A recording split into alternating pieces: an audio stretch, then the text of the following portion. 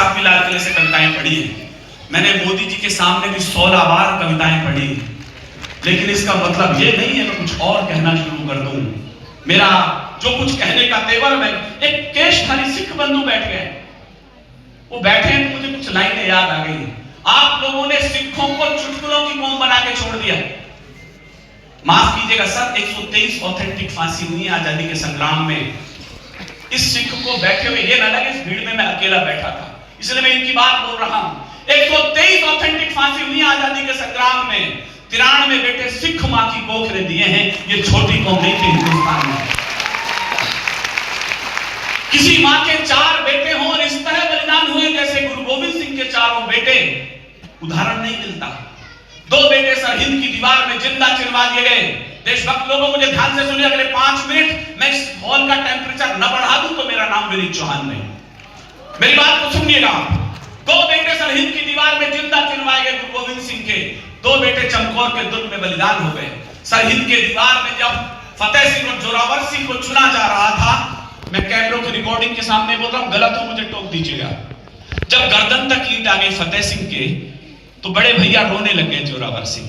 फतेह सिंह के कंधे पर आंसू गिरा तो उसने देखा बड़े भाई रो रहे हैं। कहले बड़े भाई बलिदान का वक्त आ गया तो रोने लग गए। कहले नहीं, डरा नहीं। कहले फिर रोए क्यों? मेरे रोंगटे खड़े। जो जवाब बड़े भाई ने छोटे को दिया, कहले फतेह सिंह रोता इसलिए नहीं हूं कि बलिदान का वक्त आ गया, रोता केवल इसलिए हूं इस दुनिया में आया पहले मैं था और जा तू रहा है। क्या बोले जा रहा? फतेह सिंह शोर से बोला, आपकी कमजोर तालियों के बीच 2 लाइन कह रहा हूं। फतेह सिंह शोर से बोला, जोरावर जोर से बोला, रखो ईंटें भरो गारे, चुनो दीवार हत्यारे, निकलती सांस बोलेगी यही दीवार बोलेगी, हमारे देश की जय हो, हमारे धर्म की जय हो। यह हिंदुस्तान का 7 साल का बेटा बोल रहा है। उधर चमकौर के दुर्ग में पहुंचे तो बड़े बेटे जोरावर सिंह को तिलक निकाल के गुरु गोविंद सिंह ने विदा किया। मैं कविता से अच्छी बात बोल रहा हूं, क्योंकि सिख दिख गया है तो मैं एक भी पगड़ी देख लूं उसे गुरुद्वारा मान करके प्रणाम कर लेता हूं, इसलिए बोल रहा हूं सर मैं आपको।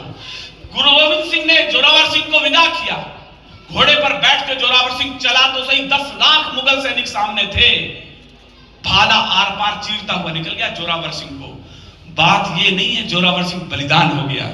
ताली इस बात पर बजाना, 40 मुगलों के सिर उतारे तो शेर का बच्चा घोड़े से नीचे उतरा।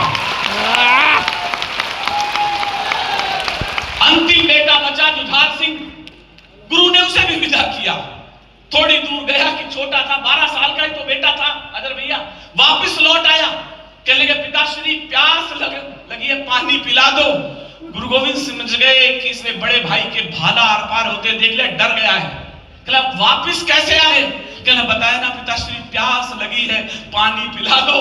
गुरु गोविंद सिंह ने गरजते हुए कहा, शर्म नहीं आती? रण क्षेत्र में खड़े थे, शत्रु के खून से ही प्यास क्यों नहीं बुझा ली तुमने वहां पर? चारों बेटे बलिदान हो गए। गुरु गोविंद सिंह की मां पत्नी के पास सूचना पहुंची, रोने लग गई, पल्लू फैला दिया गुरु गोविंद सिंह के सामने, मेरे बेटे लौटाओ। गुरु गोविंद सिंह ने कहा वो तो चारों देश के काम आ गए। गुरु मां ने कहा फिर मुझे मरने की अनुमति दो, मेरी कोख खाली हो गई है। गुरु गोविंद सिंह ने कहा सिख धर्म में कहीं नहीं लिखा कि बलिदान होने पर मां आत्महत्या करेगी। तो कहला फिर मैं जीऊं तो जीऊं किसके लिए? मत बजाना विनीत चौहान की कविताओं पर तालियां, बजाओ तो इन 2 लाइनों पर बजाना जो गुरु गोविंद सिंह ने कही उस दिन। मैं आपको एक सुखद सूचना दे रहा हूं, चंडीगढ़ एयरपोर्ट का नाम बदलकर शहीद भगत सिंह एयरपोर्ट इस मुगल में किया जा चुका है। यह अच्छी सूचना है। लेकिन मेरा अभियान उस दिन तक रहेगा जिस दिन ये 2 लाइन चंडीगढ़ के एयरपोर्ट पर न लिख दी जाएंगी, जब गुरु मां ने कहा कि मुझे मरने की अनुमति दो, मेरे बेटे बलिदान हो चुके हैं। गुरु गोविंद सिंह ने कहा, मुझे एक एक श्रोता की हाथ खड़के तक ताली चाहिए, इस बार मैं बोल रहा हूं। गुरु गोविंद सिंह ने कहा